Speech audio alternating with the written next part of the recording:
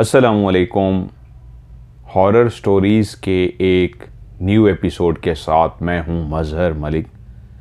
Thank you so much and love you so much आप सबके प्यार भरे फीडबैक का। इससे पहले कि मैं आपको आज की ज़बरदस्त एक कहानी जो मुझे इंडिया गुजरात से भेजी की है वो मैं आपको सुनाऊं, तो मैं आप सबसे रिक्वेस्ट करूंगा कि आज की स्टोरी को भी लाइक कीजिएगा, दोस्तों के साथ शेयर कीजिएगा, और जिन्होंने अभी तक अपने MM TV को सब्सक्राइब नहीं किया, सब्सक्राइब करके घंटे के निशान को ज़रूर दबाइएगा।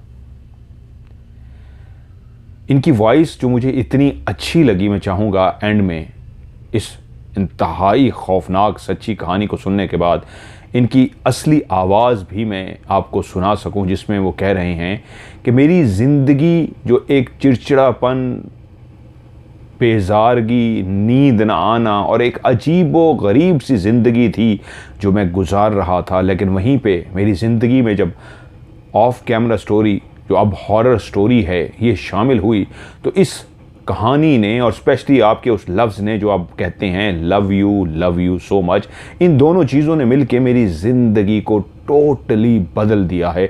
आज मैं वैसा बिल्कुल नहीं हूँ जैसा कल ऐसा था कि दोस्त भी कहते थे क्या तेरा हर वक्त चेहरा बना रहता है, तू सड़ा सा रहता है।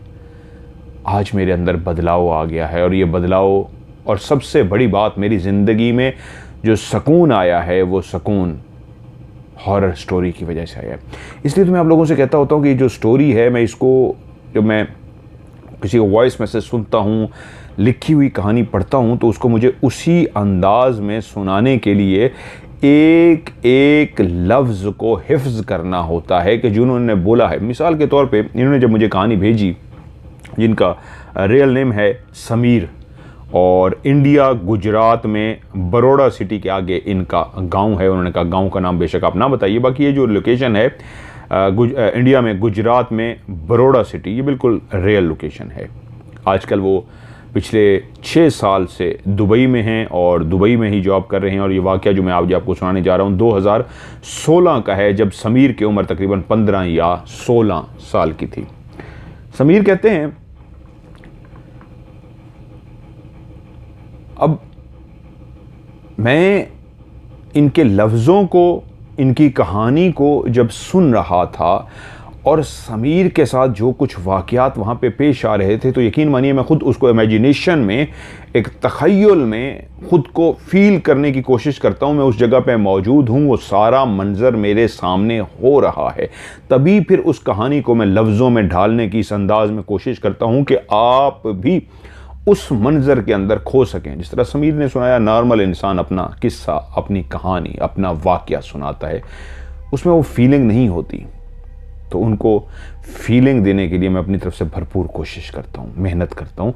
कहानी को 2-2 दफ़ा सुनता हूँ, बाजू का 3 दफ़ा सुनता हूँ। 3 दफ़ा सुनने का मतलब ये होता है कि उनका कोई भी लफ्ज़ जो उनकी उस कहानी से जुड़ा, उनकी यादों से जुड़ा जो सच्चा लफ्ज़ है, मैं कहीं भूल ना जाऊँ।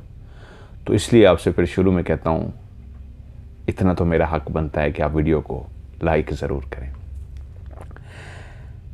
समीर कहते हैं कि हम एक ऐसी फैमिली से ताल्लुक़ रखते थे जो कभी एक बहुत बड़े कच्चे से घर के अंदर रहते थे। मेरे जो वालिद साहब और उनके जो भाई थे वो सारे इकट्ठे एक ही घर में रहते थे। दादा ने एक घर जो था वो ख़रीदा था। मैं अपनी दादी से जब पूछता था उस घर की तारीख क्या है, क्योंकि वो जो घर था तकरीबन उसको आज से 100 साल या 125 साल पहले मेरे दादा ने ख़रीदा था। वो एक कच्चा बना हुआ घर था, बहुत बड़े एरिए पे बना हुआ। और वो कहते हैं हमारी गुजराती में जिनसे हमने ख़रीदा था उनको वंजारन कहते हैं। हम लोग तो वैसे बंजारन लफ्ज़ इस्तेमाल करते हैं, और जो बंजारन लफ्ज़ होता है ये वो खाना बदोश होते हैं जो एक जगह से दूसरी जगह पे मूव करते रहते हैं, उनको बंजारन कहते हैं। लेकिन उन्होंने कहा गुजराती में उसको वंजारन कबीला कहते हैं, वंजारन। जिस ज़माने में इस मकान को ख़रीदा गया, ये कच्चा बना हुआ बड़ा सा मकान, उस ज़माने में बहुत कम लोग पैसों का लेन देन करते थे। वो चीज़ों के बदले चीज़ें देकर एक दूसरे से रद्दोबदल कर लिया करते थे। उसी बड़े से कच्चे से घर के अंदर कोई वंजारन कबीला रहता था और उनसे मेरे वाले साहब ने कहा कि मुझे ये घर ख़रीदना है, आप लोग सुना है घर छोड़ के जा रहे हैं। तो उन्होंने कहा हाँ, हम ये बेचना चाह रहे हैं, आप ले सकते हैं। तो मेरे वाले साहब ने, हमारी एक ज़मीन थी, उसमें से एक ज़मीन का काफ़ी बड़ा हिस्सा जो था, वाले साहब ने कहा मेरी फ़लाँ जगह पे ज़मीन मौजूद है, अगर आप मेरे साथ चलें, चल के देख सकते हैं, इसके बदले मैं आपको ज़मीन दे सकता हूँ। और यूँ जब उस जगह पे पहुँचे, उन्होंने उस ज़मीन को देखा तो वो जो वंजारन कबीला था, उन्होंने बिल्कुल हामी भर ली कि ठीक है, हम अपना घर आपको देने को तैयार हैं और उसके बदले आपसे ये हम ज़मीन ले लेते हैं। यूँ वो ज़मीन के बदले मेरे दादा अब्बा ने वो घर उनसे ख़रीद लिया, क्योंकि काफ़ी बड़ा घर था, लेकिन जितना भी घर था उसके दरो दीवार सब के सब मट्टी के बने हुए थे। सिर्फ उसमें खिड़कियां और दरवाजे वाहिद ऐसे थे जो लकड़ी के थे, बाकी सारा घर मट्टी का बनाया गया था कि उस दौर में सिर्फ मट्टी के ही कच्चे घर होते थे। लेकिन मट्टी के घर की खुशबू की क्या बात है, वो उसके मुतालिक एक फ़िक्रा जो हमेशा से लोग कहते हैं, जब घर कच्चे होते थे तो इंसानों के दिल बहुत पक्के होते थे, और जब घर इंसानों के पक्के हो गए तो इंसानों के दिल कच्चे हो गए। इसका क्या मुराद है, दिल पक्के और कच्चे? कि जब दिल पक्के थे उस वक्त दुख दर्द मुसीबत परेशानी दूसरे की नहीं अपनी समझी जाती थी, दूसरे की खुशी अपनी खुशी, दूसरे का गम दुख अपना गम दुख समझा जाता था। एक दूसरे का तो फ़र्क नहीं था कि ये तेरी चीज़ है या मेरी चीज़ है, ये कतअन फ़र्क नहीं होता था। सब मिल बांट के खाते थे और मोहब्बत से रहते थे, उसको पक्के दिल कहते थे। और कच्चे दिल से मुराद आज तो ये नहीं पता कि उस गली में साथ वाले घर में कौन रहता है, रात से भूखा है, कुछ खाया है नहीं खाया, कुछ भी नहीं पता। इंसान को ये पता है कि ये एक मोबाइल का नया मॉडल आया है, मुझे इसको हासिल करना है। और इंसान उन नुमाइशी चीज़ों की दौड़ में ऐसा शामिल हुआ कि मैंने हासिल करके रहना है कि वो इर्द गिर्द हमसाए रिश्तेदार दोस्त यार सबको भूल बैठा। खैर उन्होंने वो घर ले लिया, काफ़ी अरसा उस घर में रहते रहे, लेकिन एक घर की भी मियाद होती है, एक वक्त आती है कि दरो दीवार गिरना शुरू हो जाते हैं, वो अपनी मियाद मुकम्मल कर लेता है। तो फैसला हुआ कि इस घर को इस अंदाज में बांट लिया जाए कि इसके हिस्से कर लिए जाते हैं और नया पुख्ता घर तामीर करते हैं और सब अलग से अब अपने अपने घरों में रहें, क्योंकि सब शादीशुदा थे बच्चे दादा के और सबके बाल बच्चे हो चुके थे। यूं घर के टुकड़े कर दिए गए और दरो दीवार अलग हो गई। वो जो फैमिली सारी इकट्ठी रहती थी, मोहब्बत से रहती थी, अब दीवारें दिलों में भी आई थीं, दीवारें घरों में भी आई थीं, लेकिन अब भी प्यार मोहब्बत कायम था। सब अलग अलग अपने घरों में रहना शुरू हो गए। समीर कहते हैं कि मैंने वो वक्त भी देखा जब हमारे यहाँ बहुत गुर्बत थी, ऐसी गुर्बत के कभी कभी रात के टाइम का खाना नहीं होता था और हम भूखे सो जाते थे, और कभी कभी तो ऐसा होता था दिन और रात को भी खाना नहीं खाते थे, भूखे सो जाते थे। बहुत तंगी देखी, बहुत गुर्बत देखी, बहुत ऐसे हालात देखे, लेकिन सदा वक्त एक जैसा नहीं रहता। अल्लाह ताला ने मुझे हिम्मत दी, मुझे तौफीक दी। फिर ऐसा हुआ कि कुछ अरसे बाद मेरी अपने गांव से दूर एक शहर के अंदर आइसक्रीम बनाने वाली कंपनी के अंदर मुलाजमत हो गई। क्योंकि मुझे आइसक्रीम बनानी नहीं आती थी, मैं बिल्कुल एक फ्रेश वर्कर था जिसको अभी काम सीखना था, लेकिन मेहनती था। तो उन्होंने मुझे अपने साथ रख लिया और मेरे काम से भी खुश हुए। वो जान चुके थे कि ईमानदारी से और दिल से काम करने वाला लड़का है।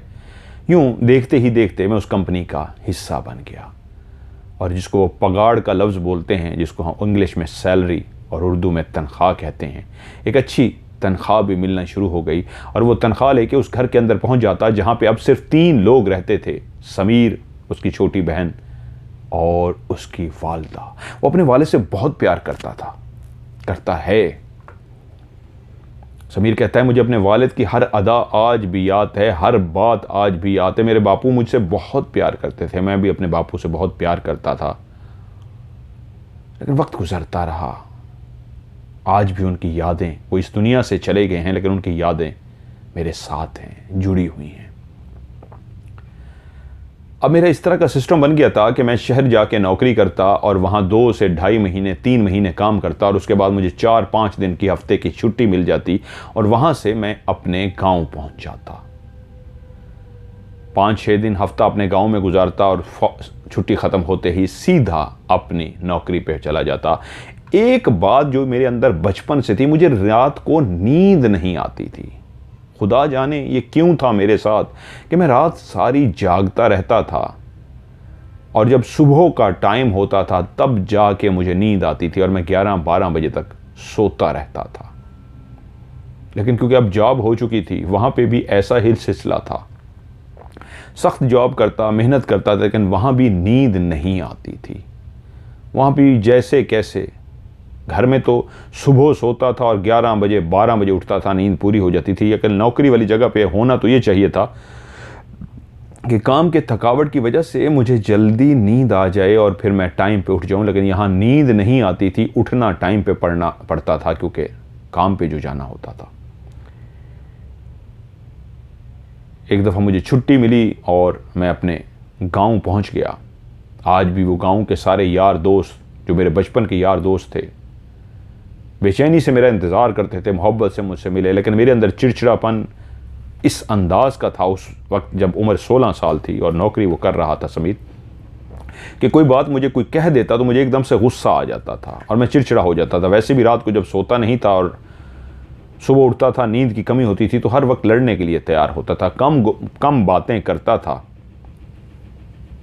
और किसी की थोड़ी सी भी उल्टी बात को बर्दाश्त नहीं कर सकता था।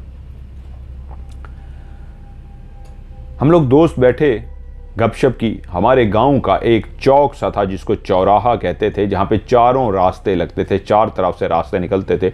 वहाँ पे हम दोस्त अक्सर बैठ जाते थे। उस रात भी जब मैं पहुँचा दोस्तों के पास तो हम लोगों ने ढेर सारी बैठ के गप्पें मारी। बातें करते करते 12 बजे का टाइम हो गया तो हमने कहा चलो अब अपने घरों को चलते हैं। वहाँ से हम उठे, अपने अपने घरों में आ गए। मुझे नींद नहीं आती थी। मैंने घर आके टीवी लगा ली और टीवी देखना शुरू कर दिया। तकरीबन कोई रात के 1:30 या 2 बजे का टाइम था कि मेरे कानों में आवाज़ आई, छन छन छन। ये तो पायल की आवाज़ थी, पाजेब की आवाज़ थी, पाजेब की कोई छन छन थी। ये जैसे ही मुझे अंदाज़ा हुआ कि पाजेब की छन छन है तो मैं चौंका, लेकिन शायद टीवी में से आ रही थी क्योंकि कोई प्रोग्राम भी तो इस तरह के चल रहे थे। फिर मैं टीवी के अंदर मस्त हो गया। थोड़ी देर ही गुजरी थी कि फिर से आवाज़ आई, छन छन छन, और मैं चौंका और जब इधर उधर देखा तो आवाज़ कहाँ से आई कोई पता ना लगा, लेकिन आवाज़ आई थी। ये दूसरी दफ़ा मैंने छन छन की आवाज़ को क्लियर सुना है। आवाज़ कहाँ से आती है ये नहीं पता, लेकिन आवाज़ आ रही है। क्या माजरा है?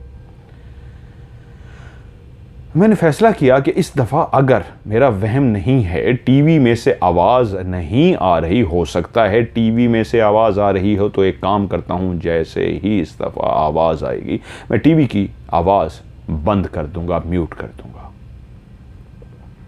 अब मेरा फोकस आवाज़ की तरफ था, टीवी की तरफ कम था क्योंकि 2 दफ़ा आवाज़ आ चुकी थी। डरने वालों में से मैं था नहीं। मेरे दोस्त भी मुझे कई दफ़ा डराते थे, कई दफ़ा कोशिश करते थे कि समीर डर जाए, लेकिन मैं डरता नहीं था।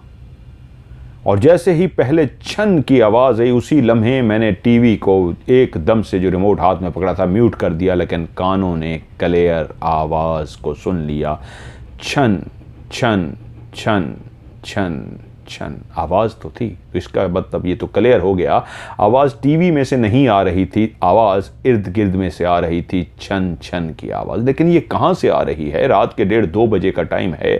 मेरे अलावा इस गांव का हर फर्द सो रहा होगा, सिर्फ मैं ही ऐसा बशर हूं जिसको नींद नहीं आती, तो छन छन किसकी है? अब मैंने टीवी की आवाज़ दोबारा खोल ली और जब चौथी दफ़ा मुझे छन छन की आवाज़ आई तो मैं एकदम से उठा, अपना दरवाज़ा खोला। दरवाज़ा खोलते ही बाहर गली थी और खुली सी एक गांव की गली जिस तरह होती है, गली सी थी, और मैंने देखा कौन है यहाँ जिसकी छन छन की आवाज़ आ रही है, लेकिन गली में तो कोई भी नहीं था। मैं वापस आया और आके टीवी देखना शुरू हो गया और मुझे लगा कि ये जो छन छन की आवाज़ आती है ये बाहर गली से आ रही है। अब मेरी पूरी तवज्जो गली की तरफ थी कि दोबारा से जैसे ही छन छन की आवाज़ आई मैं दौड़ता हुआ गया, दरवाज़ा खोला, लेकिन अब भी कोई नहीं था। वो कहते हैं मैंने फैसला किया कि अब मैं दरवाज़ा खुला रखता हूं, अब मैं आवाज़ को सुन सकूंगा। मैंने दरवाज़ा खुला छोड़ दिया और अंदर आके बैठ गया कि थोड़ी देर के बाद ऐसे महसूस हुआ जैसे ना सिर्फ बाहर से छन छन छन की आवाज़ आई है, बल्कि बाहर कोई हलचल भी महसूस हुई।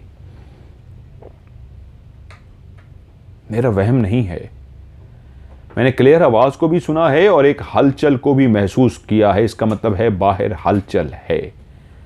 एकदम से मैंने टीवी को बंद किया, अंदर से एक कुर्सी उठाई और कुर्सी उठा के दरवाजे के बाहर गली के अंदर कुर्सी को डाल दिया और वहीं पे बैठ गया।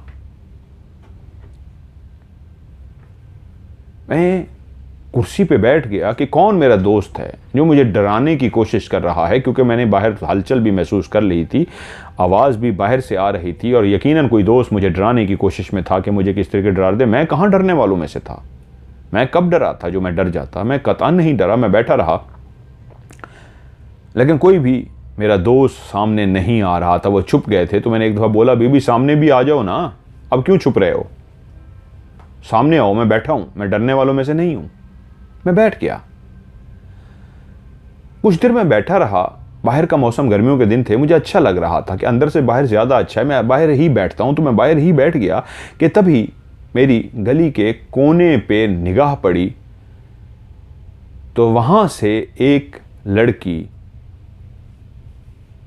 मेरी तरफ आ रही थी, गली के कोने से दाखिल हुई थी और चलती हुई उस सिमत आ रही थी जिस सिमत आगे मैं बैठा हुआ था। मैंने उसको देखना शुरू कर दिया कि ये कौन है।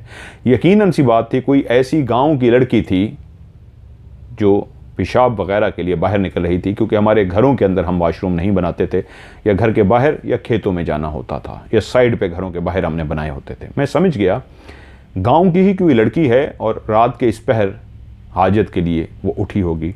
तो मैंने अपनी नज़रें झुका ली, क्योंकि हमें यही तरबियत दी गई थी कि जब भी किसी खातून को देखो तो एहतरामन अपनी नज़रें झुका लो। मैंने नज़रें झुका ली और वो अब करीब आ रही थी, लेकिन एक बात ने मुझे चौंका दिया कि जैसे जैसे वो और चलती हुई धीरे धीरे करीब आ रही है, तो उसके पाँव में पहनी हुई पायल की छन छन छन भी करीब होती जा रही है। मैं चौंका, निगाहें नीची थी औरत के एहतराम में, लेकिन ये क्या, ये तो पायल की आवाज़ है।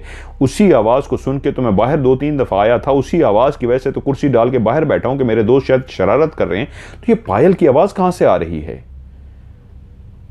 वो करीब होती जा रही थी और तब निगाह उठा के देखा तो वो पायल की आवाज़ उसी सामने से आती हुई लड़की के पाँव से आ रही थी जिसने पाजेब पहन रखी थी, पायल पहन रखी थी। वो चलती चलती चलती बिल्कुल मेरे करीब पहुंच गई और जैसे ही वो मेरे करीब आई तब वो मुझसे मुखातिब हुई, तुम बाहर क्या कर रहे हो यहां पे? मैं एकदम से चौंका, मजबूरन उसको देखना पड़ा। वो लड़की मुझसे खुद मुखातिब हुई थी। मैं तो निगाहें झुका के बैठा था कि अगर गांव की लड़की किसी हाजत के लिए बाहर गुजर ही रही है, मेरा फ़र्ज़ था मैं अंदर चला जाता है, अपनी निगाहों को झुका लेता, और मैं ऐसा ही कर रहा था। लेकिन उसके मुखातिब करने पे कि तुम यहाँ क्या कर रहे हो, मैंने नज़रें उठा के उसको देखा तो देखता ही रह गया। 23-24 साल की इंतहाई हसीनो जमील लड़की, जिसके चेहरे का रंग इतना खूबसूरत, इतना वाइट था, ऐसे लगता था जैसे चांद आसमां से नीचे ज़मीन पे उतर आया हो। उसके चेहरे से इतना गोरा रंग जैसे रोशनियां निकल रही हों। उसने घूंघट किया हुआ था, लेकिन घूंघट से चेहरे को छुपाया हुआ नहीं था, माथे तक उसका घूंघट था, उसका चेहरा खुला हुआ था, लेकिन वो इतनी खूबसूरत थी। उसके होंठ, उसकी आंखें, उसका नाक, उसका पूरा चेहरा कि मैं अगर लफ्ज़ों में बयां करना चाहूँ तो मैं नहीं कर सकता। बहुत ही हसीन व जमील लड़की, जिसकी उम्र 23-24 साल, और उसने गुजराती हमारा एक लिबास होता है, सफ़ेद कलर का लिबास, घाघरा और चोली, वो उसने सफ़ेद कलर की पहन रखी थी, जिसके ऊपर बाकायदा काम किया गया था, जो हाथों से काम किया जाता है, मशीन के ज़रिए काम किया जाता है, वही नहीं, सुई धागे के ज़रिए उसके ऊपर डिज़ाइनिंग और उसके ऊपर काम किया जाता है। उस पूरे सफ़ेद लिबास पे ऐसा खूबसूरत हाथों से काम किया गया था जो लगता था बहुत ही मेहनत के साथ इस घाघरे पे डिज़ाइन बनाया गया और ये हाथों का डिज़ाइन था। मैं गुजराती था, पला बड़ा उसी गांव में था, जानता था वो एक महंगा लिबास था, वो बिकता भी महंगा था। और जब इतना बारीक, इतना ज़बरदस्त किस्म का किसी ने काम कराया हो तो उसकी कीमत भी बहुत ज़्यादा होती है। वो उसने एक बहुत ही ज़बरदस्त घाघरी चोला गुजराती पहन रखा था, बहुत ही खूबसूरत, ज़बरदस्त उसके ऊपर डिज़ाइन बना हुआ और हाथ का काम सफ़ेद कलर का, लेकिन उससे भी खूबसूरत उसका वजूद उसके अंदर मौजूद था। मैंने उसको देखा और एक लम्हे के लिए मैं चौंक सा गया, ये मैं किसको देख रहा हूँ, ये कौन है। तब उसने दोबारा से मुझे होश में लाने के लिए, जैसे मैं उसके अंदर मस्त सा हो गया था, उसको देखते हुए खो सा गया था, वो बोली, मैंने तुमसे पूछा है। और मैं एकदम से चौंका और मैंने कहा, हाँ बोलें। उसने कहा, तुम यहाँ क्या कर रहे हो? मैंने कहा, क्यों, वैसे बैठा हूं। वो मुझसे बोली, तुम्हें डर नहीं लगता? रात को इस तरह अकेले आके बाहर बैठ के, वो दरवाज़ा खोल के, तुम डरते नहीं हो? तुम्हें पता नहीं रात को क्यों बाहर नहीं बैठना चाहिए? रात को क्यों बाहर बैठने से मना किया गया है? तुम्हें किसने मना नहीं किया? तुम्हारे घर वालों ने, तुम्हारे दोस्तों ने, किसी ने तुम्हें मना नहीं किया कि रात को मत बाहर बैठा करो, तुम्हें डरना चाहिए रात से। मैंने कहा, मैं समझा नहीं, मैं डरता नहीं हूं, किस चीज़ से डरना चाहिए, क्यों डरूं मैं? उसने कहा, इंसानों से नहीं, और भी चीज़ें होती हैं जिनसे डरना चाहिए। तो मैंने उससे कहा, तो मैं क्या करूं? वो भी तो अल्लाह की मखलूक है ना। हाँ मैं जानता हूं, अल्लाह की एक मखलूक और भी है जो यहां रहती है, इसी दुनिया में, इसी धरती में हमारे साथ ही रहती है। तो वो भी अल्लाह की मखलूक है, हम भी अल्लाह की मखलूक है, तो डरे क्यों? मुझे समझ नहीं आ रही। मेरे दोस्त भी कहते हैं, आप भी कह रही हैं, मुझे डर नहीं लगता, अल्लाह की मखलूक है तो है, मैं नहीं डरता। आपका नाम क्या है? वो बोली, मेरा नाम सादिया है। आप कहां पे रहती हैं? मैं यहीं पे रहती हूं, लेकिन तुमसे कहूंगी घर जाओ और जाके लेट जाओ और बाहर मत बैठा करो, जाओ उठो। अगर ये कोई जुमला किसी और ने मुझसे कहा होता कि उठो और घर जाओ, तो मैं उसका सर फाड़ देता। सर नहीं फाड़ता, मतलब मैं उससे लड़ पड़ता, उससे बहस करता कि तुम्हारी जुर्रत कैसे हुई, तुम कौन होते हो मुझे कहने वाले? मैं अपनी मर्जी से बैठा हूं, तुम्हें कोई नुकसान दे रहा हूं? मैं बहस करता, क्योंकि कहने वाली एक औरत थी और औरत का एहतराम हमारे घर वालों ने समझाया था कि वाजिब है हम पे, इसलिए मैं बोल नहीं सकता था। और मजबूरन मैं अपनी कुर्सी से उठ के खड़ा हो गया और उसी वक्त उस कुर्सी को उठा लिया, क्योंकि वो मुंतज़िर थी कि मैं उठूं, कुर्सी उठाऊं और घर जाऊं। क्योंकि वो इसी मोहल्ले की कोई रहने वाली थी और मुझे कह रही थी वो यहीं रहती है, सादिया नाम बताया था, और मुझे कह रही थी, ठीक है तुम अगर नहीं भी डरते, लेकिन रात को इस तरह बाहर नहीं बैठना चाहिए, उठो और घर जाओ। मैंने फौरी तौर पे अपनी कुर्सी उठाई, अंदर रखी, दरवाज़ा बंद किया। जानता था नींद नहीं आएगी, लेकिन लेट गया। मुझे बुरा लगा था कि उसने मुझे अंदर जाने के लिए कहा था, लेकिन औरत के एहतराम में मुझे जाना पड़ा। ये कौन है इतनी खूबसूरत हसीन और जमील लड़की? खैर मैं सुबह अम्मी से पूछूंगा। अम्मी मेरी फजर की अजान पे उठती थी, फजर की नमाज पढ़ती थी, और जैसे ही अम्मी के उठने का टाइम हुआ उससे पहले ही मुझे नींद आ चुकी थी, मैं सो गया। मैं तकरीबन कोई 11-12 बजे उठा और नाश्ता करते हुए मैंने अम्मी से पूछा, अम्मी आप सादिया को जानती हैं? अम्मी एकदम से चौंकी, कौन सादिया? क्योंकि मैं भी इसी गांव का था और मैं भी इसी गांव में रहता था, सब लड़कियों को जानता था, लेकिन क्योंकि अब मैं शहर कुछ अरसे से नौकरी कर रहा था, तो हो सकता है मेरे पीछे कोई और फैमिली आई हो, रह के आके रहना शुरू हो गई हो, आबाद हो गई हो, तो इसलिए मेरे जहन में था कि अम्मी ही बेहतर जानती होंगी। तो अम्मी ने कहा, कौन सादिया? मैंने कहा, इसी गली में कोई रहती है सादिया, रात मैंने उसको देखा है, उसने मुझे अपना नाम सादिया बताया है, सफ़ेद घाघरी चोलो उसने पहना हुआ था और बहुत खूबसूरत थी और बाहर ऐसे नज़र आई। मैंने पूछा, अब कहाँ की हैं? तो बता रही थी, इधर की हूँ, इधर ही रहती हूँ। अम्मी कुछ देर सोचती नहीं, उसके बाद कहती है, नहीं मुझे तो नहीं पता कौन सी सादिया कोई आई है, शायद कोई आगे हो, मैं नहीं जानती, मैं कुछ कोई इस तरह की सादिया अभी तक मेरी नज़रों में तो नहीं है। मैंने कहा ठीक है। उस 1-2 दिन बाद मेरा वापसी का टाइम था और शॉर्ट टाइम के लिए मैं आया था। मैं चला गया अपने काम पे, अपना काम करता रहा और फिर तकरीबन कोई 3 महीने के बाद मुझे छुट्टी मिली और मैं फिर से अपने गांव आ गया।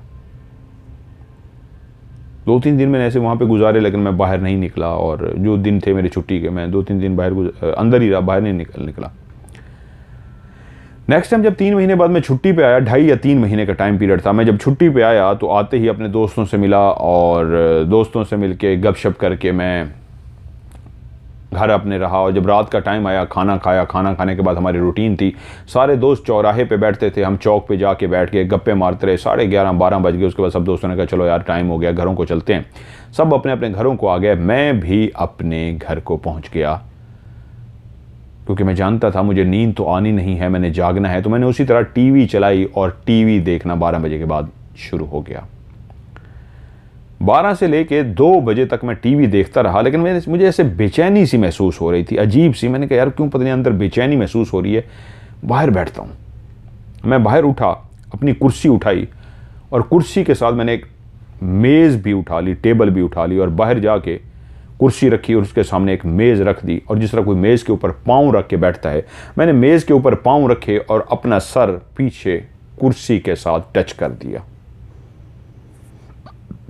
बाहर मौसम अच्छा था, जो घबराहट थी वो भी थोड़ी सी कम हो गई, शायद गर्मी की वजह से हो रही थी। लेकिन उस मेज़ पे पाँव फैलाए और सर कुर्सी पे पीछे रखे, ऐसे मैं टेक लगा के, जैसे इंसान रिलैक्स होता है और ऐसे मैं पीछे टेक लगा के बैठ जाऊँ, ऐसे टेक लगा के रिलैक्स कुर्सी पे सर रखे। वो कहते मैं आसमान को तक रहा था और मैं सोच रहा था कि या अल्लाह तेरा कैसे शुक्र अदा करूं। कभी कितने भूख वाले हालात थे, एक टाइम खाना खाते थे, एक टाइम नहीं खाते थे, लेकिन फिर खुदा की ऐसी रहमत शामिल हुई कि कैसे रब ने मुझे जॉब पे लगा दिया और मेरी नौकरी हो गई, एक अच्छी जगह पे नौकरी हुई। अब मैं बहुत ज़बरदस्त पैसे कमा रहा था, खुदा का दिया सब कुछ था, अच्छा खा रहे थे, अच्छा पहन रहे थे, मैं जो तनख्वाह ले गया था, बहुत अच्छा ज़बरदस्त गुजारा नहीं, बहुत अच्छी लाइफ गुजर रही थी। और मैं खुदा का शुक्र अदा कर रहा था और आसमान पे बिखरे हुए तारों को देख रहा था कि फिर से मेरे कानों में आवाज़ आई, छन छन छन। और मैं ऐसा ख़यालों में डूबा हुआ था, आसमान को देखते हुए, तारों को देखते हुए, कि बाहर गली में बैठा हूँ, पाँव टेबल पे रख के, सर कुर्सी पे टिकाए, ऐसी गहरी ख़यालों में गया था कि वो दूर से आती छन छन सुनाई नहीं दी। जब वो छन छन मेरे सर पे पहुँच गई, चलते चलते इतने करीब आ गई कि बिल्कुल चंद कदम के फासले पे रह गई, तब मुझे वो आवाज़ सुनाई दी, जिसका मतलब था कि मैं गहरी सोच में था। और उस छन छन की आवाज़ से मैं चौंका, क्योंकि बहुत करीब थी और मैंने देखा वो तो बिल्कुल मेरे सामने आके खड़ी हो गई थी।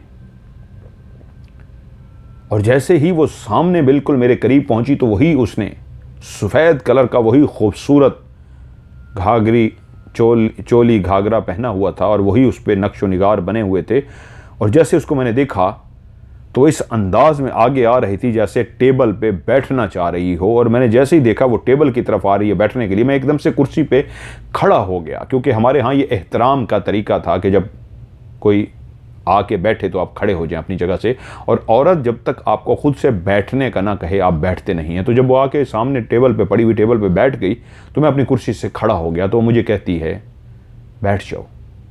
अगर वो मुझे ना कहती तो मैं ना बैठता। जब उसने मुझे कहा बैठ जाओ तो मैं बैठ गया। मुझे उसका नाम याद था। हाँ, जब पहली दफ़ा मुझसे मिली थी मैंने माँ से पूछा था, उसके बाद मैं उसको भूल गया था, लेकिन आज एकदम से इस तरह उसको सामने खड़े देख के एकदम से याद आ गया, ये तो वही सादिया है, गांव की लड़की जिससे मैं पहले भी मिल चुका हूँ। वो मेरे सामने बैठ गई। मैं उससे बोला जी बताइए मैं आपकी क्या मदद कर सकता हूँ। वो मुझसे बोली तुम्हारी कोई मदद की ज़रूरत नहीं है, तुम फिर बाहर बैठे हो, तुम्हें मना किया था।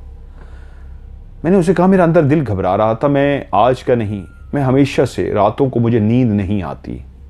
मैं उस दिन आपसे कह नहीं सका, ये बचपन से मेरी एक आदत सी है, मुझे नींद नहीं आती। मैं कोशिश भी करूं तो करवटें बदलता रहता हूं, नींद नहीं आती, मैं जागता रहता हूं। सुबह के टाइम में मुझे नींद आती है, मैं क्या करूं, मेरी ये मजबूरी है, मैं ऐसा जान के नहीं करता। तो मेरा दिल घबराता है, तो इसलिए मैं बाहर आके बैठ गया हूँ, छुट्टी पे आया हूँ, तो ऐसे भी चले जाना है। आपसे एक सवाल पूछूं? वो बोली हाँ पूछो। मैंने उसे कहा आप कहाँ रहती हैं? वो कहती है मैं यहीं रहती हूँ। मैं कुछ देर सोच में गुम सा हो गया, जैसे याद कर रहा हूँ अम्मी ने तो कहा था कि मैं तो नहीं जानती, वरना इस गांव की है तो अम्मी को तो जानना चाहिए था, वो इस गांव में रहती है। तो मुझे सोचता देख के बोली क्या सोच रहे हो? मैंने कहा यही कि आप किस जगह पे रहती हैं। तो मुझसे बोली मैं इसी घर में रहती थी कभी। मैं कहा इसी घर में? किस घर में? उसने मेरे घर की तरफ इशारा किया, इस घर में। मैं कही तो मेरे बाप दादा ने बनवाया है, पहले ये कच्चा घर था। उसने कहा उसी की तो घर की बात कर रही हूं।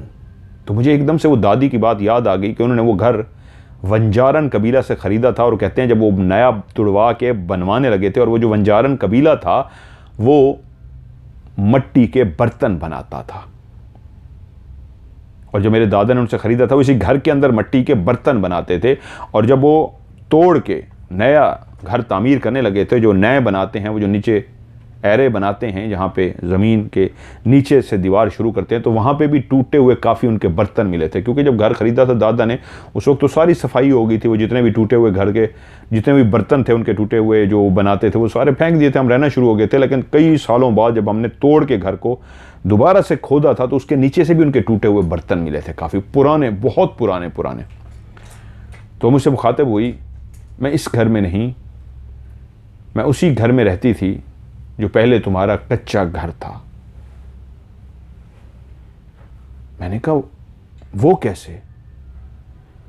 तो वो बोली तुम्हारे दादा ने मेरे बाप से वो घर खरीद लिया था, वहां पे हम लोग रहते थे, मट्टी के बर्तन बनाते थे। लेकिन जब वो घर बेच दिया तो हम लोग वहां से चले गए। उसके बदले तुम्हारे दादा ने मेरे बाप को एक जमीन का टुकड़ा दिया था, अब हम वहां पे रहते हैं। जो तुम्हारे दादा का दिया हुआ जमीन का टुकड़ा था अब वहीं पे हमारा घर है, लेकिन उससे पहले हम तुम्हारे उसी घर में रहते थे, वो हमारा घर था जो बाद में तुम्हारा घर बन गया। समीर कहता है मेरे दिमाग ने ये काम नहीं किया कि मैं इससे पूछ सकूं कि भाई वो तो कुछ 100 साल, 125 साल पुरानी बात है, और अगर वो आपके बाप का था और आप अपने बाप की बेटी हैं तो इस वक्त तो आपकी उम्र 100 साल से ऊपर होनी चाहिए, आप तो 23-24 साल की हैं। ये कहता है मेरे दिमाग में सवाल ही नहीं आया, ये मैं सोच ही नहीं सका कि वो क्या बात कर रही है, वरना अमूमन कॉमन सेंस में बंदा ये सोच लेता है। तो मैंने कहा हाँ वो हमारे दादा ने खरीदा था, आप सही कह रही हैं, वो वंजारन लोग थे, वंजारन कबीला था, उससे खरीदा था। अच्छा वो आपने उसे खरीदा था? वो कहती है हाँ। और यूं वो मेरे पास बैठ गई। मैंने उसे कहा आप यहीं रहती हैं तो आप, मैं थोड़ा सा एडवांस बता गया हूँ, एक बात थोड़ी सी मिस्टेक होगी, ये बातें नेक्स्ट डे हुई थी। खैर उससे पहले कहता है मैंने उसको एक बात कही कि आप इधर ही रहती हैं तो आप एक काम क्यों नहीं करती, आप कल हमारे घर आएँ। अम्मी से मैंने आपका पूछा था तो अम्मी ने कहा कि नहीं वो नहीं जानती, तो आपको पता है हम मेहमान नवाज लोग हैं, और उन्होंने बताया कि मदर साहब हम बहुत मेहमान नवाज लोग हैं, मेहमान नवाज इस हद तक कि अपने घर में खाने को नहीं भी है तो उधार मांग के, कहीं से मांग के अपने मेहमान को ज़रूर खिलाना है। अगर आपने मेहमान को नहीं खिलाया तो बहुत बड़ी ये बेअदबी, गुस्ताखी समझी जाती है, और हम लोग चाहे कुछ भी हो जाए मेहमान को खिलाते हैं। तो मैंने उसे कहा कल आप आए ना, घर आइए, कल हमारे साथ बैठिए, मेरी छोटी बहन है, अम्मी है, हमारे साथ खाना खाइए, मैं आपको दावत देता हूँ, कल हमारे आप घर आएँ। तो मुझसे बोली नहीं मैं तुम्हारे घर नहीं आ सकती, और मैं तुमसे भी एक रिक्वेस्ट करूँगी कि मेरी मुतालिक अभी किसी को कुछ ना बताना। मैंने उसके एहतराम में कहा जैसे आपकी मर्ज़ी, वरना मैं तो चाहता था आप आएँ। उसने कहा नहीं बस मैं नहीं आ सकती, लेकिन तुमने मेरे बारे में किसी को नहीं बताना। मैं कहा ठीक है। ये बातें हुई और उसके बाद वो चली गई, मैं अंदर आ गया। अगली रात फिर से मैं उसी तरह कुर्सी रख के बैठा, और जब वो आई थी उस रात उसके और मेरे बीच में ये बातें हुई थी मकान वाली। और तब मैंने उसे एक और जुमला भी पूछा था, अब दिन को क्यों नहीं आती हो? तो उसने कहा तुम नहीं समझोगे इस बात को, हम दिन को नहीं आ सकते, रात को ही आ सकते हैं, तुम नहीं समझोगे, छोड़ो इस बात को। मैंने भी छोड़ दिया, क्योंकि वो बहुत हसीन और जमील थी। समीर ने कहानी सुनाते हुए मुझे अपनी फीलिंग, शायद मैं जानता हूँ, कहानी वो जिस तरह सुना रहे थे, उनके लफ्ज़ों को मैं सुन रहा था। वॉइस मैसेज है, एक नौजवान लड़का जिसकी उम्र 16 साल हो और ऐसी हसीनो जमील लड़की जिसको देख के कोई भी उसको देखता ही रह जाए, आंखें झपकना भूल जाए, जिसके अंदर खुदा ने ऐसा हुस्न दे रखा हो कि आप देखते ही रह जाएं। तो वो नौजवान 16 साल का लड़का कैसे उन लफ्ज़ों को एक्सप्लेन करे कि वो तो उसके शहर में खो गया था। तो अगली रात वो फिर से आ गई, तो उनके बीच में बातें होती रहीं। अब वो कहता है मेरी इतनी हेजिटेशन ख़त्म हो गई थी कि हम दोनों आराम से बातें कर सकते थे। पहली 2 मुलाकातें जो थी उसमें शायद मैं ज़रा आंखें झुकाए हुए था, उसकी तरफ देखता नहीं था, बात करते हुए झिझकता था। लेकिन अब क्योंकि तीसरी मुलाकात थी तो अब मुझे कोई खौफ नहीं था, कोई झिझक नहीं थी। और वो रात को उसी लम्हे तकरीबन 2 बजे के करीब मेरे पास आ जाती और वहीं वो बैठ जाती और हम दोनों बातें शुरू कर देते। उसने मुझसे मेरे मुतालिक पूछा और मैंने उसको अपने मुतालिक बताया, अपनी फैमिली के मुतालिक बताया, कैसे दादा ने जो तुम्हारा घर था हमने लिया, और मेरी दादी बताती हैं कैसे उस घर में हम रहे। हम घर में उसमें जब रहते थे, जब पहली दफ़ा हम दाखिल हुए, उनके बर्तन थे, वो बर्तनों का काम करते थे तुम लोग, वो हमने बर्तन सारे हटा दिए थे, हमारे काम के नहीं थे। फिर हम वह रहते रहे। वो बहुत सालों बाद जब उस घर को तोड़ा तो उसके जो बुनियादें थी, बुनियादों में तुम्हारे टूटे हुए कुछ और भी बर्तन मिले थे। फिर हमने अपना घर बना लिया और ऐसी सारी बातें करते रहा कि फिर अब मैं जॉब करता हूँ, एक आइसक्रीम बनाने वाली कंपनी है, उनका मैं हेल्पर हूँ और उनकी हेल्प करता हूँ और जॉब में लगा हुआ हूँ। अब वहाँ पे काम करता हूँ, शहर में होता हूँ और वहाँ पे जब छुट्टी से वापस आता हूँ तो मुझे नींद नहीं आती, ऐसे बैठ जाता हूँ। तुम अपने बारे में बताओ। वो मेरे बारे में ज़्यादा पूछती रही और मैं अपने बारे में ज़्यादा बताता रहा। वो अपने बारे में कुछ ख़ास ना बता सकी, लेकिन जब इस टॉपिक पे बात हुई उसने बताया कि मैं उसी घर में रहती थी जहाँ पे पहले वो हमारा घर था, जो वहाँ जहाँ पे बाद में तुम लोग रहते रहे हो। तो मैंने उसे कहा तो तुम्हारा घर अब वहाँ उस ज़मीनों पे है? मैंने तो वो कभी ज़मीनें नहीं देखी, तो तुम उधर ज़मीनों पे रहती हो? उसने कहा हाँ, मैं तो उधर ज़मीनों पे ही रहती हूँ। तो मैंने कहा मैं कभी तुम्हारे साथ चलना चाहूँगा, मुझे लेकर चलोगी अपने घर? कहती हाँ, मैं तुम्हें अपने घर ले चलूँगी। और यूँ कब टाइम गुजरा उस रात पता ही ना चला और वो चली गई। अभी मेरी छुट्टियों में कुछ दिन बाकी थे, मैंने जाना था। उसके बाद अगली रात फिर से मेरे अंदर इंतज़ार था इस अंदाज का कि उस इंतहाई हसीनो जमील लड़की ने मेरे पास आना है, जिसका बैठने का स्टाइल, गुफ्तगू करने का अंदाज मुझसे ऐसा हो गया था जैसे हम कुछ अच्छे दोस्त बन गए हों। तो वो आ गई, उसी तरह मैं अपने दोस्तों के साथ बैठा, 12 बजे उठा और जब रात को आ गई, आज उसने लिबास चेंज पहन रखा था। वो भी बहुत खूबसूरत लिबास था, इतना खूबसूरत कि उस लिबास की खूबसूरती में मैं खो सा गया। उसी तरह का घाघरा उसने पहना था और उसी तरह की उसने चोली पहनी हुई थी। उसका वजूद बहुत खूबसूरत था। उसने चेहरे पे कभी कोई मेकअप नहीं किया था, उसने होंठों पे कभी लिपस्टिक नहीं लगाई थी, लेकिन कुदरत ने उसके होंठों पे ऐसी हसीनो जमील पिंक कलर की लिपस्टिक लगाई हुई थी। इतने पिंक इसके होंठ थे कि अगर लिपस्टिक लगा दी जाए उसके होंठों पे तो होंठ खराब हो जाएं, कुदरती लिपस्टिक खराब हो जाए। और उसके गालों पे जो पिंक पिंक उसके गाल थे, खुदा ने अपने हाथों से जो उसको मेकअप कर दिया था गालों पे। और ये बड़ी बड़ी झील जैसी आंखें, जो शायर अपनी शायरी में झील जैसी आंखें, खूबसूरत आंखें कहते हैं कि जिन झील जैसी आंखों में डूबने को दिल करता है, ऐसी ही कोई आंखें। और उसके बाल इतने खूबसूरत बाल थे जैसे चमकते हुए सिल्की बाल होते हैं। वो कहता है जैसे हम टीवी पे देखते थे, कोई इश्तिहार आता था कि कोई शैम्पू का या इस तरह का, जिसमें ऐसे लहराते चमकते हुए बाल होते थे जो हमने आम जिंदगी में कम देखे थे। हमेशा उसके बाल ऐसे लहराते हुए, बिल्कुल सीधे से बाल, चमकते हुए चमकदार बाल होते थे। अब उसका गुफ्तगू का अंदाज ऐसा था जैसे हम दोस्त बन चुके हैं और हम दोनों बैठ के बातें करते रहते, वक्त का पता ही ना चलता।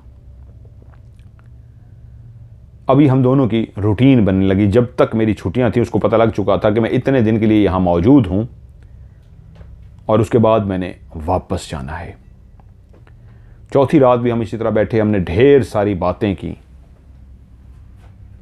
और महसूस होने लगा जैसे हम बहुत अच्छे दोस्त बन गए हैं। उसको अंदाज़ा हो चुका था कि जो समीर लड़का है वो डरता नहीं है, वो खौफजदा नहीं होता। तो अगली रात मैंने उससे फरमाइश की।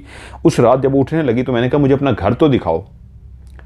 तो वो बोली चलो ठीक है, कल रात को मैं तुम्हें अपने घर लेके चलूंगी। क्योंकि मुझे उसने मना कर दिया था मेरे बारे में किसी को मत बताना, और जब उसने कहा था हम दिन को नहीं आ सकते, मैंने भी इस फिक्रे को सोचने की कोशिश नहीं की थी। बस मुझे ये था कि रात हो, वो आए सादिया और मैं बैठ के बातें करें। ये नाम रियल नाम है सादिया जो उसका था। अब अगली रात मैं बेचैनी से वक्त गुजार रहा हूँ। वक्त कटे और वो लम्हा आए जब वो मेरे पास आए और मैं उसके घर जाके उसकी फैमिली से मिलूँ, उसको देखूँ।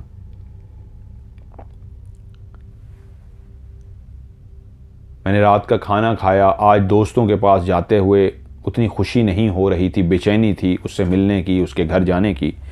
खैर मैं दोस्तों के पास गया, हम लोग गपशप करते रहे और आज 12 बजे की बजाय मैंने उनसे कहा यार बस मुझे ज़रा चलना है, मैं जल्दी चलता हूँ। 11:30 बजे ही मैं उठ के खड़ा हुआ। तो मेरी वजह से बाकी दोस्तों ने मैं कहा चलो यार फिर आज ज़रा जल्दी चलते हैं, अगर ये समीर जा रहा है तो हम भी चलते हैं। यूँ सारे दोस्त उठ के खड़े हो गए।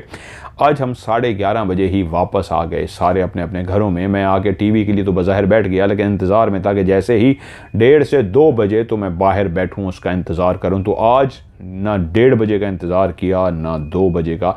1 बजे ही मैं अपनी कुर्सी मेज़ बाहर डालकर बैठ गया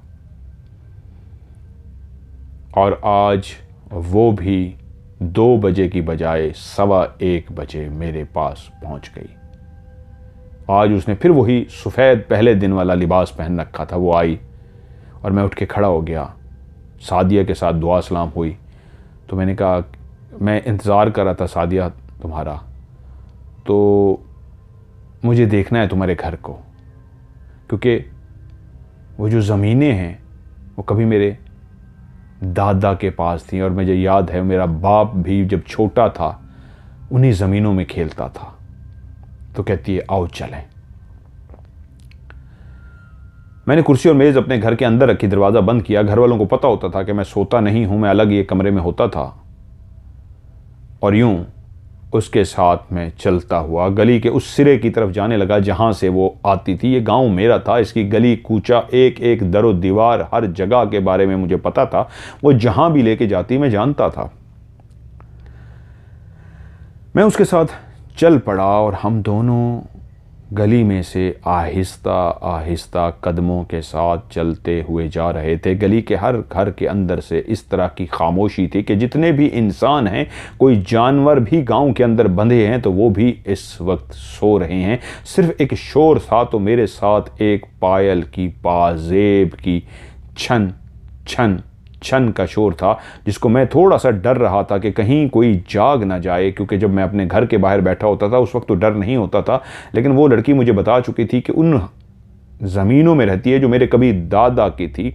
और मेरे साथ जब वो गली में से चल रही थी आहिस्ता आहिस्ता, तो छन छन छन की आवाज़ इर्द गिर्द के घरों में भी जा रही थी। मैं डर रहा था कि कोई बाहर ना आ जाए, लेकिन वो मुतमईन अंदाज में चलती हुई मेरे साथ चल रही थी और मैं उसके साथ चलता हुआ बातें करते हुए हम गली से बाहर आ गए।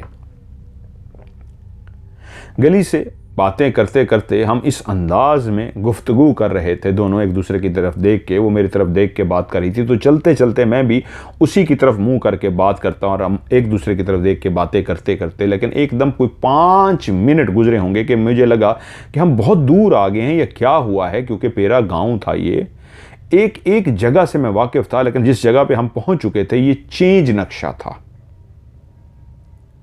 एक नए जोन में हम दाखिल हो चुके थे, एक नए इलाके में दाखिल हो चुके थे, एक नई ज़मीनों में दाखिल हो चुके थे।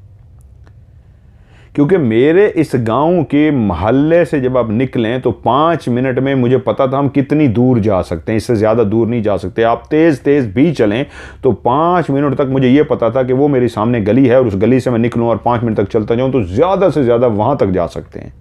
कोई भागता हुआ भी जाए तो ज़्यादा से ज़्यादा उस हिस्से तक जा सकता है, लेकिन एक 5 मिनट ही गुजरे थे, हम तो बहुत दूर आ गए थे, बहुत दूर। एक नई सी जगह थी ये मेरा गांव नहीं था। मैंने इसको देखना शुरू किया तो वो चलते चलते चलते, अब हम एक उस जब नई जगह से थे, मैं उस जगह से वाकिफ़ नहीं था। वो ज़मीनें जो आबाद थीं या कुछ गैर आबाद जिनसे हम गुज़र रहे थे, मैं उनको बिल्कुल नहीं जानता था। हम चलते चलते एक ऐसी ज़मीन के अंदर पहुंच गए जहाँ पे सामने ही एक झोंपड़ी बनी हुई थी और उस झोंपड़ी के साथ एक काफ़ी बड़ी ज़मीन का हिस्सा पड़ा था। उसने कहा, यह है वो ज़मीन जो तुम्हारे दादा से हम लोगों ने ख़रीदी थी। मैंने ज़मीन को देखा तो मेरे दिल में एकदम से अपने बाप की याद ताज़ा होगी कि मेरा बाप का बचपन यहीं पे गुजरा था। जब वो छोटा था, छोटी उम्र में था, तो यहीं खेलता था मेरे दादा के साथ। वो यहीं खेलता दौड़ता फिरता था। काश ये कभी वो ज़माना लौट आए, मैं अपने बाप को फिर से देख सकूं, अपने बाप से मिल सकूं। मुझे बहुत प्यार था। मैं कुछ देर खड़ा होकर उस ज़मीन में खो सा गया। तो कहती है, कहाँ खो गए? मैंने कहा, मुझे अपने बाप की याद आ गई। मेरा बाप इस ज़मीन में खेलता रहा था। मुझे कहती है, आओ मेरे घर। तो जब मैंने झोंपड़ी को देखा तो मैं हैरान रह गया। ये कोई बड़ी सी नहीं, एक छोटी सी ही झोंपड़ी सी बनी हुई थी। लकड़ियों की झोंपड़ी बनाई गई थी, लेकिन उसके ऊपर कपड़े डाले गए थे।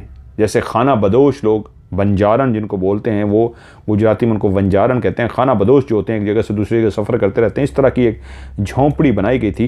कहते हैं, मैं उस झोंपड़ी के दरवाजे से जैसे ही अंदर दाखिल हुआ तो अंदर एक कोने में छोटी सी खटिया पड़ी थी। पुराने दौर में जिस तरह खटिया होती थी, एक छोटी सी खटिया पड़ी थी और एक तरफ कुछ बर्तन रखे हुए थे, कुछ देचकियां रखी हुई थी और चूल्हा रखा हुआ था। चूल्हे के साथ तवा जो होता है रोटियां पकाने का, वो रखा हुआ था। एक दो ऐसे बर्तन रखे थे जिनका ढक्कन बंद सा था और बिल्कुल उस झोंपड़ी के दरमियान में एक लाल कलर का बड़ी सी एक लकड़ी थी जिसके सहारे उस झोंपड़ी को बनाया गया था।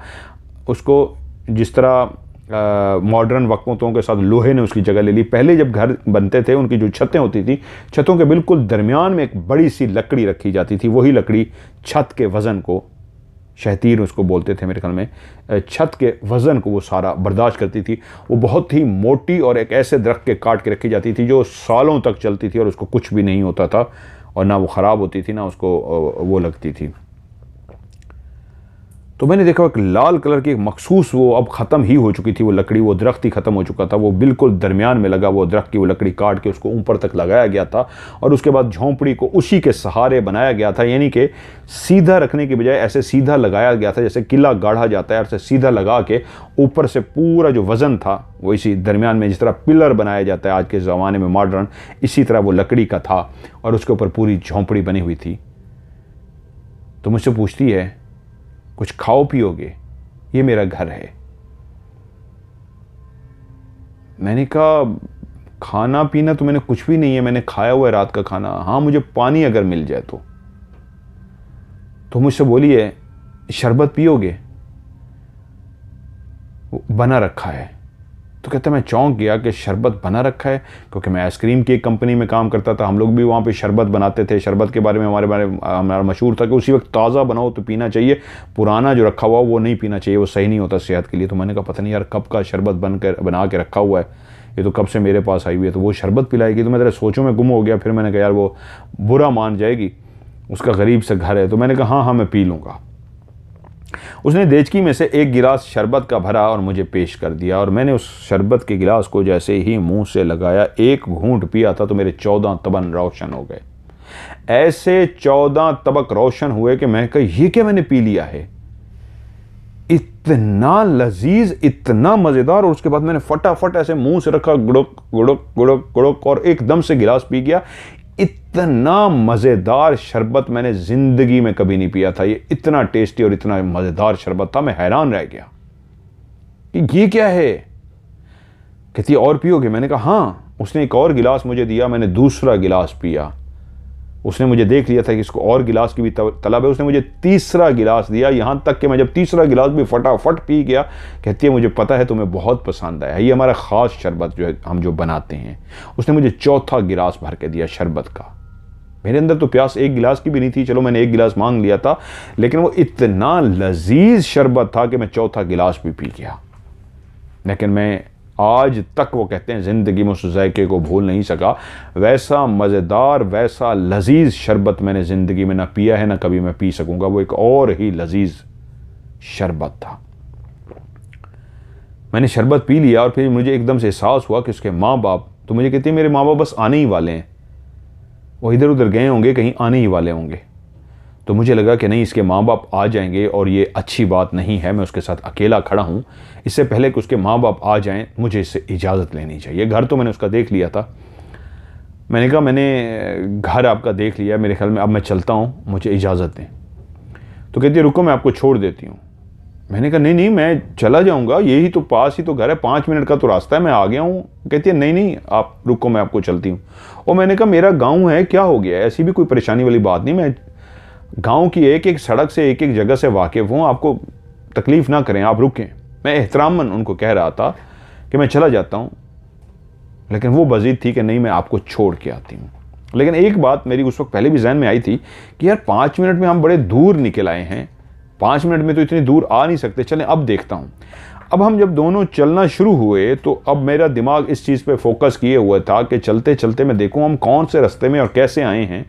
हम ऐसे बाहर निकले और उसने मुझे बातों में लगा लिया और हम बातें करना शुरू हो गए। और वो इस अंदाज में मुझसे बातें कर रही थी, ऐसे हंस हंस के मुझे देख रही थी और इस अदा से मुझे देख रही थी कि मैं उसको देखता तो मैं देखता ही रह जाता। वो जिस तरह मुस्कुराती थी तो उसकी होंठों पर जब मुस्कुराहट आती थी उसकी आंखें खिलखिला जाती थी और हसीन व जमील हो जाती थी। और मैं उसके चेहरे को तकता रहा कि फिर से 5 मिनट के अंदर मैं अपनी गली में इस अंदाज में दाखिल हो रहा था कि मुझे झटका लग गया, कि मुझे इस तरह अंदाज में झटका लगा कि तो फिर अभी 5 मिनट हुए हैं, ज़्यादा टाइम नहीं हुआ, तो हम फिर कैसे इतनी जल्दी पहुंच गए हैं, हम कहाँ थे और अब कहाँ आ गए हैं।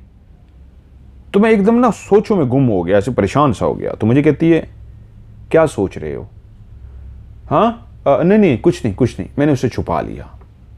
मेरे जहन में था ये 5 मिनट में अपनी ज़मीनों से, मेरी ज़मीनें की जो हमारी ज़मीनें हैं, अगर इस गली से हमारे घर से 5 मिनट के फासले पे हैं तो आज तक मैंने देखी क्यों नहीं।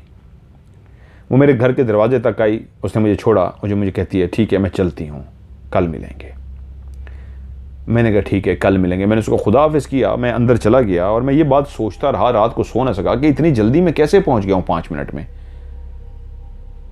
जो मेरी दादा की ज़मीन थी वो क्या इतना करीब है, तो मैं आज तक गया क्यों नहीं। चलो मैं काम करता हूँ, सुबह उठ के अम्मी से पूछूंगा।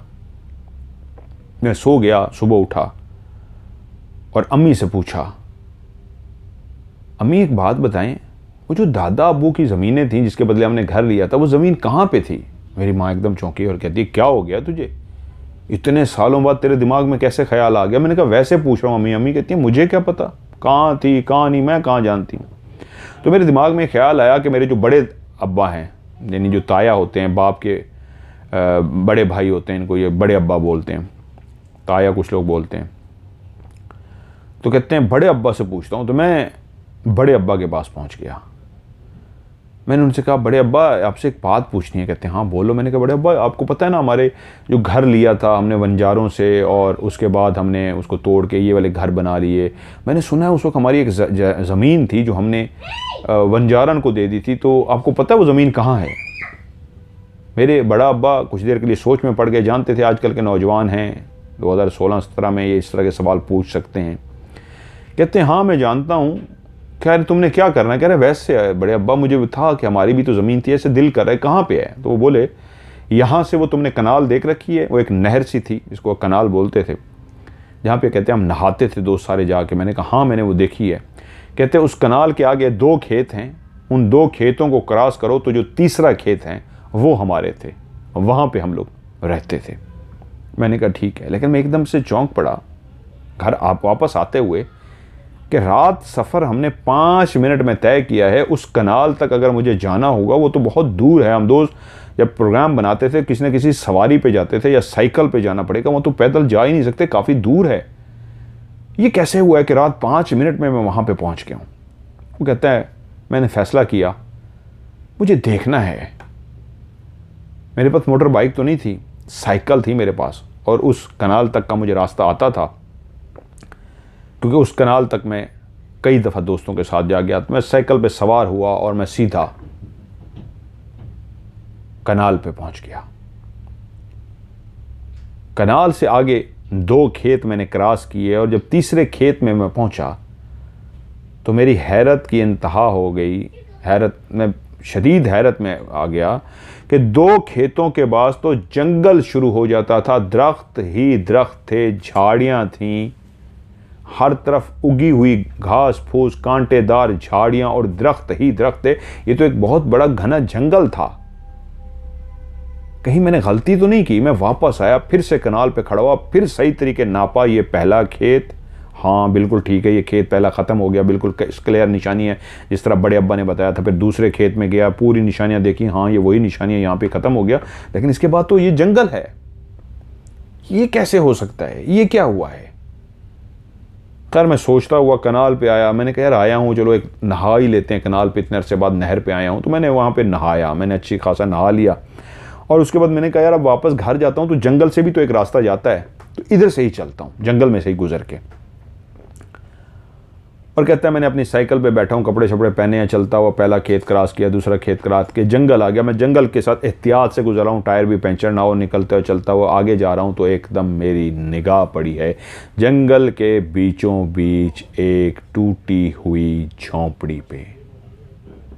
और उस झोंपड़ी को देख के मैं दिन की रोशनी में चौंक सा गया, क्योंकि दूर से ही, अब दिन का टाइम था, मैंने पहले रात को देखी थी, बहुत हद तक मुझे वो झोंपड़ी याद थी, लेकिन दिन की रोशनी में उस झोंपड़ी की जो ख़ास बात दूर से ही मुझे नज़र आ गई। दूर से ही उसके दरमियान में लगा हुआ वो रेड कलर का लकड़ी का बड़ा सा डंडा टुकड़ा सा था, जिसके ऊपर पूरी झोंपड़ी को खड़ा किया गया था। क्योंकि उस झोंपड़ी के अंदर रात के टाइम जब मैं शरबत पी रहा था, उसके साथ खड़ा हुआ था, तो मुझे याद था कि वो लकड़ी एक रेड कलर की थी, कुदरती रेड कलर की। रेड कलर जिस तरह यानी ब्राउन और रेड से मिलता जुलता कलर होता है कुदरती तौर पे, ऐसा ही उस लड़की का ब्राउन और रेड कलर का कलर था।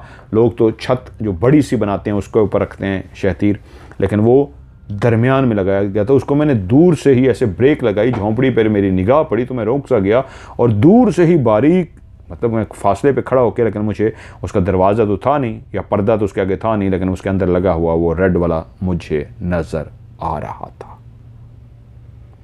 उसके आगे क्या हुआ, उसके आगे आपको समझ आ जाती है। जब आप लोग कहते हैं ना जी आप कहानी को रोक देते हैं, तो एकदम से हम ख्यालों से वापस आ जाते हैं, हाय वो क्या होने लगा था, तो आप एकदम सारा मज़ा ही किरकिरा कर देते हैं। मज़ा किरकिरा नहीं हुआ, ये मज़ा आपको कल आएगा जब आप इसका पार्ट 2 सुनेंगे। तो यहीं पे, क्योंकि इसको पार्ट 1 पे मैं ख़त्म करता हूँ। कहते हैं ना जिस तरह ड्रामा एक ऐसी जगह पे ख़त्म होता है जहाँ पे सस्पेंस हो, फुल भरपूर सस्पेंस, तो मैं भी कोशिश करता हूँ पार्ट 1 को, क्योंकि घंटा होने वाला होता है, ऐसी जगह पे कहानी को रोक दूँ जहाँ पे भरपूर सस्पेंस हो। आगे क्या होगा, आगे एपिसोड 2 में, पार्ट 2 में कल आप देख सकेंगे। तो वीडियो को लाइक कीजिएगा। फिर से एंड में बार बार याद कराता हूँ, यहाँ तक कि जब खुदा हाफिज़ एंड पे कर रहा होता हूँ उस वक्त भी कहता हूँ याद कीजिएगा, ताकि आप भूल ना जाएँ। आई नो कि आप कहानी को लाइक करना चाहते हैं लेकिन भूल जाते हैं, इसलिए मैं बार बार आपको याद कराता हूँ, कहानी को लाइक ज़रूर कीजिएगा। और आप में से भी जो मुझे अपनी कहानी भेजना चाहते हैं, इन पॉइंट्स का ज़रूर ख्याल रखिएगा। इनमें से एक पॉइंट जो है सबसे अहम पॉइंट, अगर आपने वो गलती कर दी तो आपकी कहानी प्रोग्राम में शामिल नहीं होगी। वो पॉइंट क्या है, वो है जब आप कहानी भेजने लगें तो आपने एंड में कहानी को लिखी हुई है उर्दू में, इंग्लिश में, रोमन में, उसको भेज दीजिए। सेंड कर दी, उसके बाद एक अलग से नया मैसेज लिखना है एंड में, और उसके अंदर लिखना है या अल्लाह खैर कभी भी अमेरिका में लाइट नहीं जाती, मेरी ज़िंदगी की ये पहली लाइट है जो अमेरिका के अंदर चली गई है। तो मेरे ख्याल में इसी तरह घुप अंधेरे में ही मैं अपनी कहानी को कंटिन्यू करता हूँ। तो आपने एंड में लिखना है STORY, और उससे पहले जिन बातों का ख्याल रखना है, आपने अपना नाम, अपने शहर का नाम, अपने गाँव का नाम, आपने सब रियल बताना है। और अगर आप फ़र्ज़ी कहना चाहते हैं तो मुझे फ़र्ज़ी नाम भी बता दीजिएगा कि आप इनको फ़र्ज़ी नाम से कर दें। और इस कहानी को भेजने के लिए मेरा व्हाट्सएप का नंबर है +923136655500। मैं इसको रिपीट करता हूँ, +923136655500। बस इतनी देर के लिए जाती है जी। मैं लाइट जला रहा था लेकिन ये आ गई है। यहाँ कभी लाइट कभी भी नहीं जाती, मेरी लाइफ का ये पहला एक्सपीरियंस है इतनी देर के लिए अमेरिका के अंदर, वो भी कैलिफोर्निया के अंदर लाइट गई है, तो मैंने इसको कंटिन्यू रखा है। ठीक है जी, आपने अपनी कहानी जो भेजनी है इन पॉइंट्स का ख्याल रखना है, यानी कि अपना नाम, शहर का नाम और इलाके का नाम आपने रियल ही बताना है। लेकिन अगर आप चाहते हैं मैं फ़र्ज़ी बताऊँ तो आप फ़र्ज़ी भी मुझे बता दीजिएगा। और सेंड करने के लिए मेरा व्हाट्सएप का नंबर है +923136655500। उर्दू में इसको बोलेंगे +923136655500। आज की वीडियो को भी लाइक कीजिएगा और मुझे दीजिए इजाज़त। इंशाल्लाह कल मिलते हैं पार्ट 2 में। अपना ढेर सारा ख्याल रखिएगा। खुदा हाफिज़।